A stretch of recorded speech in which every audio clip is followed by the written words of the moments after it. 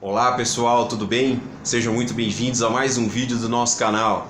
Meu nome é Misael Santos e eu quero falar aqui sobre a passagem que está no livro de Números, capítulo 13 e também no capítulo 14, aonde Deus pede para que Moisés envie espias para espiar a terra de Canaã, aonde o povo de Israel iria entrar.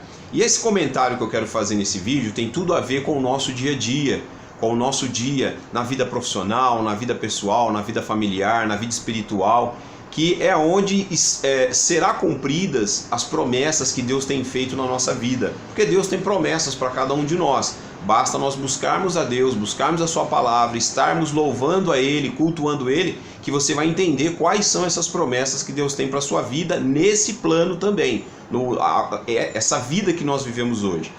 E lá em Números 13 chegou o momento, o povo de Israel, para entrar na terra de Canaã, já estava bem próximo o grande dia deles conquistarem aquela terra, que a Bíblia citava que era uma terra que manava leite e mel, ou seja, tinha tudo do bom e do melhor para se plantar, para se colher, para se conquistar. Era uma terra tremendamente abençoada. Só que viviam outros povos nessa terra, outros povos conquistaram essa terra. Então precisava tirar esse povo de lá e aí Israel morar naquele local. Enfim, e aí Deus pede lá em Números capítulo 13 para que Moisés envie um homem de cada tribo, que eram 12 tribos, né? Um homem de cada tribo. E a Bíblia fala que eram seus príncipes, ou seja, os seus líderes. Veja bem, Deus pediu para enviar os líderes, os cabeças dessas tribos. Não era qualquer pessoa não, era a pessoa que liderava essa tribo. Pois bem, e aí vai esses 12 líderes ao caminho daquele deserto no destino de Canaã. E aí Deus orienta que era para espiar a terra que Deus ia dar a eles. Olha só, a falta de fé que esse povo teve, que eu já vou falar aqui. Deus estava prometendo no início do capítulo 13 de Números para ele espiar a terra que Deus ia dar. Então, era só ir lá espiar, não precisava voltar com nenhuma dúvida, com nenhuma descrença. E é a forma que nós agimos na maioria das vezes. E aí vai os 12 líderes, entre eles estava Caleb e Josué. Eu estou citando esses dois nomes que vocês vão entender logo à frente. E aí, entre o período de ida, a permanência lá espiando a terra, de forma, lógico, escondida, né? E o tempo de voltar, a Bíblia cita que deram 40 dias. E Deus também recomenda que eles colhessem do fruto daquela terra para mostrar para o povo como que era aquela terra. E a Bíblia cita também que naquela época era a época de colheita das uvas, né? Era o período de colheita das uvas. E para trazer o cacho dessas uvas, precisaram amarrar o cacho em um pedaço de madeira, em um cabo, né? E trazer de tão pesado e grande que eram essas uvas. Olha que coisa tremenda. E a Bíblia cita que quando os líderes chegaram pro pessoal do acampamento de Israel para relatar o que eles viram, porque a função deles era ir lá, olhar e depois relatar ao povo e a Moisés. E é óbvio, o povo estava naquela ânsia, naquele desejo de ouvir o que tinha lá, né? Infelizmente, pessoal, a maioria só deu relatório negativo. Vieram falando que eram cidades de grandes muros, que eram muito fortificadas, de um povo valente, de onde tinham gigantes, de que era uma terra que realmente tinha grandes frutos, que manava leite e mel. Aí eles só olharam isso de positivo, mas depois relataram um monte de coisa negativa, de que era uma terra que tinha gigantes, e gigantes, segundo a Bíblia, eram homens acima de 3 metros de altura. Você tem noção do tamanho desses homens? Mas olha aonde eles estavam olhando, só as dificuldades. Eles não estavam entendendo que Deus ia dar aquela terra a eles. E olha o tanto de milagre que esse povo passou ao longo da travessia desse deserto. Deus mostrou milagres maravilhosos. Água que apareceu de onde menos esperava, a abertura do Mar Vermelho, o envio de cordonizes para eles poderem comer carne, o envio matinal e do entardecer de maná, que eram flóculos, né, que eram semelhantes a um pão que tinha gosto de mel. Olha só que coisa fantástica. Então Deus fez tantos milagres, mas tantos milagres ali no meio daquele povo, e mesmo assim o relato da maioria daqueles líderes, estamos falando de líderes, era negativo, pessoal. Aí Caleb não aguentou e deu um grito: basta! Nada disso, nós vamos conquistar essa terra sim, nós vamos entrar na terra sim, Deus vai nos dar a vitória. Olha a diferença da visão de Caleb e da visão dos demais líderes. Tanto é prova que só Caleb e Josué acreditavam fielmente de que Deus iria dar a terra prometida e que Deus estava com eles, que logo à frente você vai ver, né, que os únicos que pisaram na terra prometida foi Caleb e Josué. Os outros 10 líderes não entraram, e a Bíblia cita que só entraram pessoas acima de 20 anos de idade. Abaixo de 20 anos de idade. Os de 20 para cima morreram todos no caminho do deserto. Sabe por quê? A Bíblia cita: por falta de crença, por falta de fé no poder do Deus vivo. Pessoal, essa passagem me mostra muito claramente a diferença daquele que sempre enxerga o copo meio cheio do que enxerga o copo meio vazio. Daquela pessoa que só tem a visão negativa das coisas, que não consegue enxergar as coisas positivas. Daquela pessoa que não confia no Deus Todo-Poderoso, que só confia na força do próprio braço. É óbvio que se você está para conquistar uma terra prometida e chega lá, tem muros altos, fortes, tem assim gigantes, pessoas grandes, um exército poderoso, se você olhar para a sua força do braço, provavelmente você não vai conseguir realmente. Mas ali não eram eles que iriam conquistar a terra prometida, pela força do seu braço.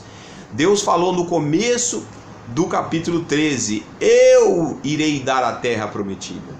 Então eles tinham que só confiar, a função deles era olhar a terra, ver os pontos positivos, que tinham muitos. A terra prometida, pessoal, tinham mais pontos positivos do que negativos, mas infelizmente a forma de enxergar da maioria dos líderes, não era qualquer pessoa, hein?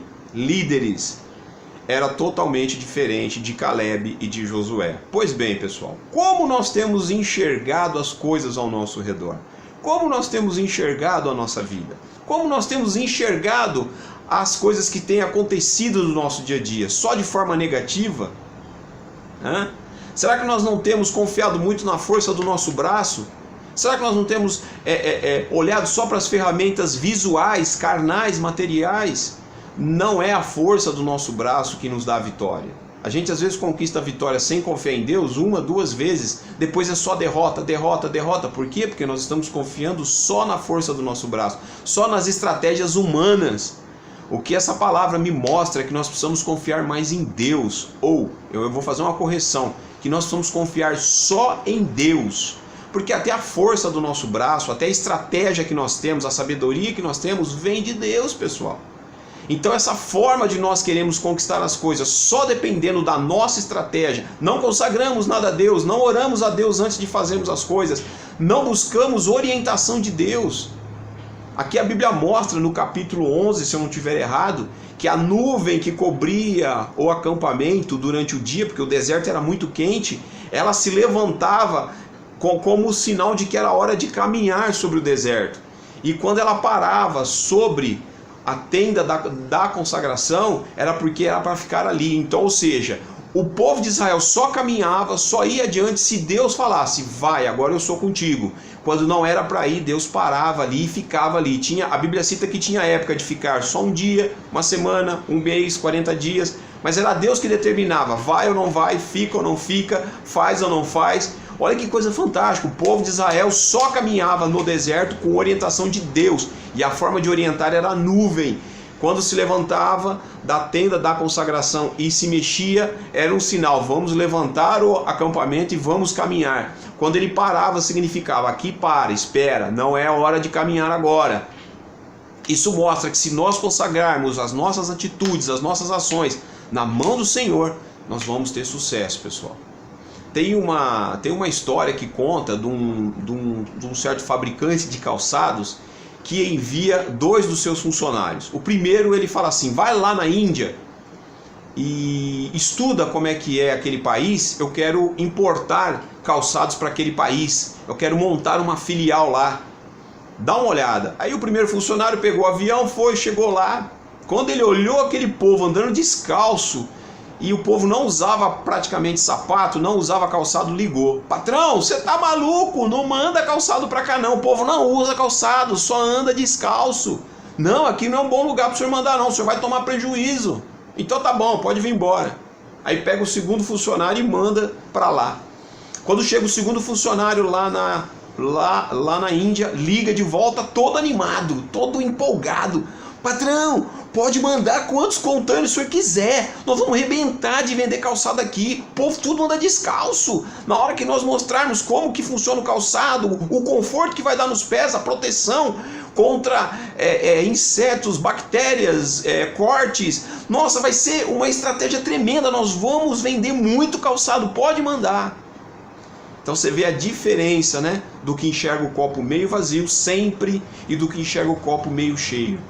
Pessoal, ore a Deus, consagre a Deus os seus planos, mas confie que vai obter a vitória da parte de Deus. E vamos confiar que se Deus está falando, vai lá olhar, porque eu vou te dar aquilo, não tenha dúvida, por mais que as barreiras em volta sejam grandes. Então a meta que você está alcançando na tua empresa, você tem consagrado essa meta ao Senhor? Ou você tem confiado só na força do seu braço? Se você está consagrando a Deus e Deus está te mostrando pela palavra e pela oração, pela confirmação da vossa oração, que ali é o local para você fazer aquilo, faça, porque Deus está contigo. Vamos confiar mais em Deus, pessoal. Vamos consagrar os nossos planos a Deus e Deus vai te dar a vitória. Para de olhar só ponto negativo, só ponto negativo, só ponto negativo. Vamos olhar o ponto positivo, mas com a guia do nosso Deus, com a orientação do nosso Deus. Tem muita gente que vai muito... Eu muitas vezes na minha vida fiz isso. Fui deixando Deus, parei de orar, parei de buscar a sua santa palavra, parei de ir cultuar a Deus, virei crente domingueiro, só ia na igreja só aos domingos e durante a semana só querer conquistar e as coisas só dando errado, pessoal. Dava certo um período, depois parava, dava certo um período, depois parava. Por quê? Quando você começa a ter bons resultados, você esquece de Deus. O problema do homem é isso. Davi fala num salmo, eu não me lembro o salmo agora, que ele fala assim: Senhor, olha a oração de Davi, que não me falte as coisas para que eu não peque contra ti, para que eu não blasfeme contra ti, mas que não me dê sobejantemente, para que eu não esqueça de ti.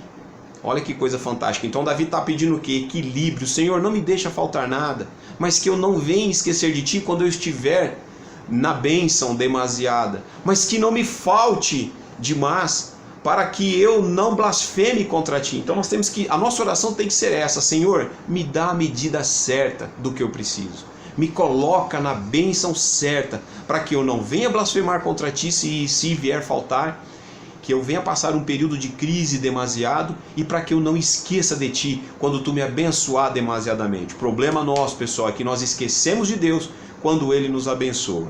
Tá bom? Forte abraço, pessoal.